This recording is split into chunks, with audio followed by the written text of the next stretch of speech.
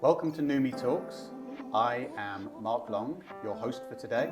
I'm the co-founder of Numi and Numi Search Ventures. Today I'm delighted to have with me Paul Pechey. Paul is a fractional head of product, has 27 years in industry, 17 of those in product leadership. Paul, thank you for taking your time and joining us today. Thank you, it's great to be here. So I think those early days, but we met at Mind the Product very, very early on. Yeah, I mean, I was very fortunate actually to be invited to the very first product tank that Martin Ericsson put on. You know, product was incredibly early at that stage. I think it was 2008. No way, 2008? Yeah. I mean, you know, I was working for an American product company at the time called Shopzilla, and Martin actually hired me into that company, and he actually left just before I joined. So that was my kind of first step into product management. So from that community, Mind the Product, became this huge product community. What did you really love about that experience? And because you were really early into that, what are your kind of like key takeaways?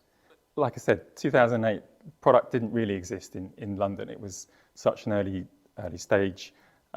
So like there were, you know, every meetup every month, 2008, 2009, 2010, you know, you'd see the same people, maybe 30, 40, 50. It started to grow over those early years, and it just felt like such a vibrant community. People, you know, a lot of us learning together on, you know, sharing a lot of experiences, and gradually the meetup started to grow to like over 100 people, and we started to need bigger venues and move to like, you know, venues on Silicon Roundabouts. So yeah, it was just that really kind of vibrant, energetic, a lot of learning, a lot of sharing, and yeah. I remember it too. It was life, it was openness. Yeah. I was very early. There was me and a guy called Nick, and I think we were London's only recruiters. We weren't even product recruiters at the time, but we were at the boys' school, Cooper Street, Old right. Street, right? Yes. And it was free beer, free pizza, and talks. And I was just like, wow, this product thing is amazing. And they were all such great communicators, and they were so like welcoming. So it was fun times. It was fun times. The fundamental thing about products is it's such a creative role, and it's that balance of both kind of like art and science that makes products the thing that I really love. I kind of liken it a bit to architecture. You have to really understand what your users want and need, and so you have to build something that's functional, but you also have to build something that's kind of beautiful and aesthetic and pleasing, and that users want to use. And so it's that fundamental balance of, you know, understanding needs and, you know, addressing them through very kind of like scientific methods, but also bringing creativity and art and design to the picture. And I think, you know, perhaps if I was in a parallel life, I might have even, you know, become an architect, because I think I liken it so much to that kind of philosophy, and I think it's the creativity of the role that's so great. I love the art and the science. Numi's built on the art and the science. You can see on our website, so that's great. Harry Stebbings always talks about that in the product leaders he interviews on 20VC. He always asks, what's the percentage of art and science behind a great product and a great product team? So I love that. On the flip side, what don't you like about product management? What are your dislikes? I think the times when product becomes really tough is when you're constantly context switching and feeling like you're kind of behind the curve, because product is so central to you know, the organization. And, you know, whenever that happens, if I find myself constantly context switching, I have to step back and think, you know, why am I, you know, what's causing me to be constantly flitting around like this, and you know, do I need to do something slightly different in terms of, you know, dropping some priorities and reprioritizing what I'm doing. So that I think is one of the hardest things that most product managers find is becoming too reactive, you know, without, you know, suddenly creeps up on you like that. Yeah. So that's. I can imagine. That's a hard skill. Is it a learned skill, or is it something you kind of like you have already? Is it part of?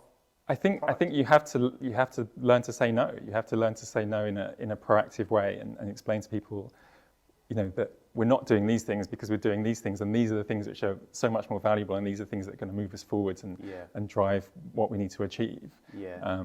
But it's not always easy when you've got a big organization that's got a lot of different stakeholders that all expect results, you just can't achieve everything at once. Yeah, And yeah, that's I can that's imagine. that's one of the hardest things I think about product is it's quite stressful sometimes to say no to people, and you have to learn to be able to do that.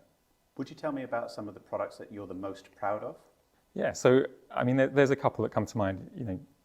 My time at Just Eat was phenomenal. I mean, I was there from 2011 through 2015, all the way through. The company was kind of a little bit behind the curve in terms of, mobile. We didn't have mobile apps. We didn't have a great consumer experience. And there's some really great product challenges there. Not all of them were product challenges, actually, because we were scaling so fast. A lot of them were engineering challenges, UX challenges around, making the menus really easy to navigate, etc. So really proud of what we achieved with, creating the best mobile experience and the best consumer experience for Just Eat. Those times, right? So was it the Pepsi and Coke Deliveroo versus Just Eat kind of like race to the top?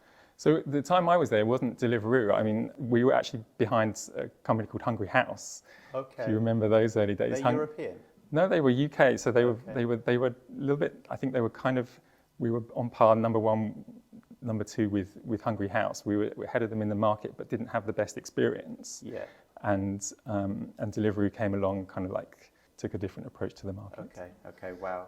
Orbital Witness is one of your big moments. Yeah, so I wanted to mention share that, please. Yeah, so Orbital Witness is the company I've just recently finished at. They're doing really, really well, and joined them 4.5 years ago.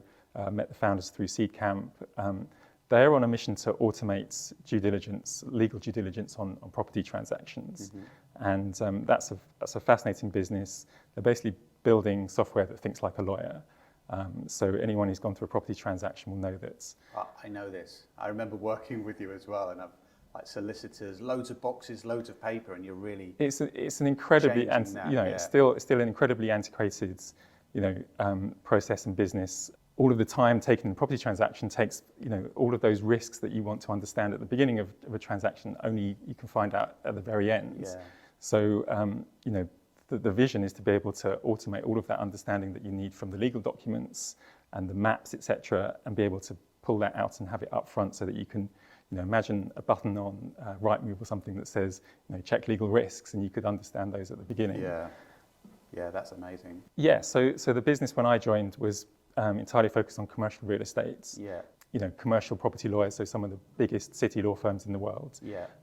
Basically helping them to speed up and automate their due diligence process. So they've got reams of maps and documents they need to understand to help their clients. So when you're building a product for a consumer, B2C, or when you're building a product for a SaaS or a business-to-business customer, what's the difference? How, as a product leader, do you do that? So I think there are fundamental differences between B2B and B2C, and I think actually there's almost like a spectrum from enterprise at one end to B2C at the other end, and the fundamental differences are kind of around your access to customers and the power dynamic that you have between those customers and your users. So you've got these very enterprise style markets. And then at the other end of the B2B market, you've got markets that have lots and lots and lots of smaller customers, smaller users.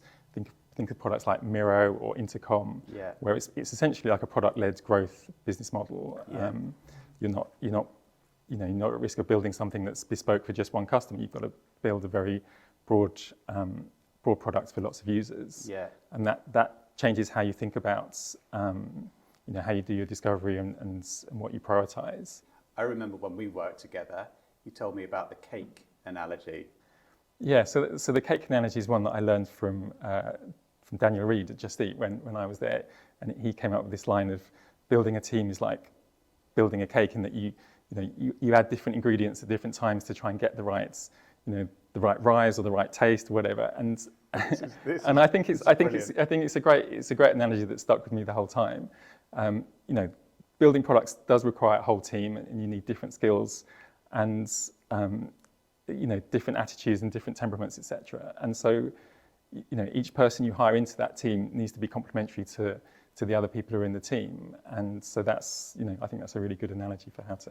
Yeah, I love it. You taught me that, and I took that. Remember, I used to run around London interviewing candidates on that basis. So thank you. And that takes you to the point, doesn't it? What is a great product manager versus a good product manager, in your opinion? I mean, there are so many things. The things I would pick out that really distinguish, the good from the greats is great product managers are really user-centric. They can really empathize with their users. They're really passionate about the domain. They're really great communicators. They can tell a story and they bring the context of what they're trying to achieve to the team. So being able to do that and not just impose solutions or impose your own thinking, I think is really, really important. Mm-hmm. The other thing I think that differentiates good to great is people who sweat the details. Great products, the small details can make a really big difference, and you need to be able to understand all of the aspects that go into making that product really successful, and really sweat the details with your team, not just impose like this is what we need to do, but find ways to collaborate with people to get the right solution to the right problems. Yeah. So I've been blown away recently with the reaction to Brian Chesky's interview on Lenny's podcast. Lenny, keep up the good work. It is phenomenal. Paul, what's your opinion? What are your thoughts? Yeah, I watched the interview recently. I think there's a lot of fuss being made about it, if I'm honest. I mean, having gone through and seen the growth we went through at Just Eat, for example, I get that Airbnb has probably gone through a similar journey. They've grown massively, and all companies, I think, go through that phase of realizing that they actually become a bit bloated and a bit slow, and therefore they need to reorganize and change. And that I saw that happen at Just Eat. He's changed them to be product managers to product management or product marketers, mm-hmm. just so that they understand both sides of the market and the product and how they fit together. That seems really sensible. Do you think, in my mind, I kind of associate the 80s and 90s with sales and marketing, and that's how businesses were built. And then the noughties and the 10s were more like engineering and technology solutions. And are we now moving into a culmination of that? So here's the question. I often just have a chat and then forget the question. The question is, in your opinion, what is the future of the product management function? So, yeah, I've got some interesting thoughts on this, and some of these may or may not come to pass. But I do think there's always going to be the need for a product function, a product management or product leadership role. What I think is possibly going to change over time, over the next 5, maybe 10 years, is that product managers will need to be more multi-skilled. I think we're already seeing the start of the CTPO, the Chief Technology and Product Officer. Controversial. Well, I actually think it makes a lot of sense for a lot of companies, and I think with the rise of co-pilots and AI, engineers are able to do their job faster, designers will be able to do their job faster, product managers will be able to do a lot of their job faster. Mm-hmm. And I think the risk for product managers who don't have a deeper skill in one area is potentially that they're finding themselves at a disadvantage to some people who do have that skill. So I think we might potentially see the rise of the engineering lead / product manager, or the design lead / product manager. Mm-hmm. Someone who can bring a deeper understanding of a particular area of what they need to build and how they need to build it. And product management will become still that connecting function, but also maybe the function that drives a particular deeper element or deeper skill within the product. So I think product management is going to change a bit over the next 5-10 years, I think. You make some really good points there, Paul. There's another trend that we're seeing, and this has been really hot. 2023 has definitely been the year of fractional in product. Over the years, it's been quite commonplace in technology. What are the reasons that you've identified as forming that trend? Yeah, I think there are a few. I think the current economic situation in tech, I think, is probably one of the factors. There's budgets are stretched and companies are looking to get more out of their people and from their budget. So and there's more people on the market. So so that's one factor. I think just the maturity of products, as we were talking about earlier, is a much more mature function now, and there's lots more companies that see the value of having a product leader at the exec level, at the top table. you've got a lot of experienced people in product leadership roles and businesses that realize they need some product leadership, but perhaps don't or need or have the budget to employ someone very senior very early on. And I think maybe just the pandemic as well, the fact that we now have successful hybrid working, remote working, businesses can see that they don't need someone to be in the building all the time to be able to drive value. So all of these things, I think, are driving facts. Flexibility is what I think is driving it. Flexibility, people want flexibility on both sides in terms of from a business perspective, but also from the person, the employee's perspective, or the fractional person. Yeah, points made very well there. So you've got people available, the product industry is mature, absolutely, and you've got more trust in the flexible nature of the workforce. Yeah, exactly. Yeah, that's really good. That's really good. And you yourself have joined in with this fractional group of people that are making themselves available and seeking to help founders, entrepreneurs, leaders in product functions to have more successful products or more successful teams. Why don't you explain what is it that you're offering specifically? Yeah, so you're absolutely right. So I've kind of starting to reinvent myself really for the third chapter of my career. I've done 10 years in telecoms. I've done 17 years in product management as a product leader and full-time permanent employee. And now I'm looking to start my next chapter as a fractional product leader, to be able to, as we were just discussing, have a little bit more control over my time, but also work with a greater, wider variety of interesting companies, interesting people doing really great things for their users and for making a difference to the world. So I'm looking to be able to help bring all of that experience that I've got to help early stage companies and founders avoid some of the mistakes that I've seen over the past and inevitably made some of myself, and had to help add value to particularly SaaS companies, etc. Well, kudos to you. That's a brave move and it's a bold move. How would you help me? Like, more specifically, how would you unpick that?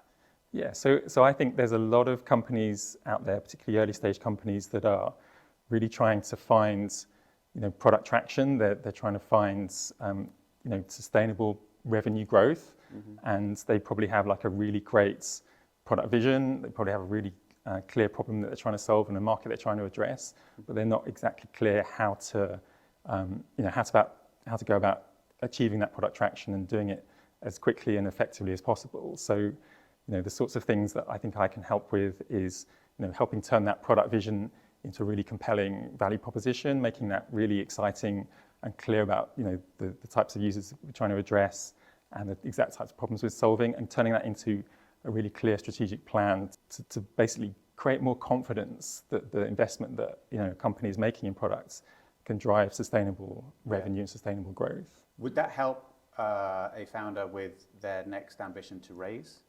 Yeah, absolutely. So I think a lot of companies, obviously the VC market is particularly tough at the moment, and so runways are tight, and being able to show traction quickly and avoid spending too much money building something that adds no value is particularly relevant at the moment. So finding ways to generate that traction and find product market fit and expand and avoid all the problems of scaling a product without having clear indicators that it's going to work is really valuable and really important.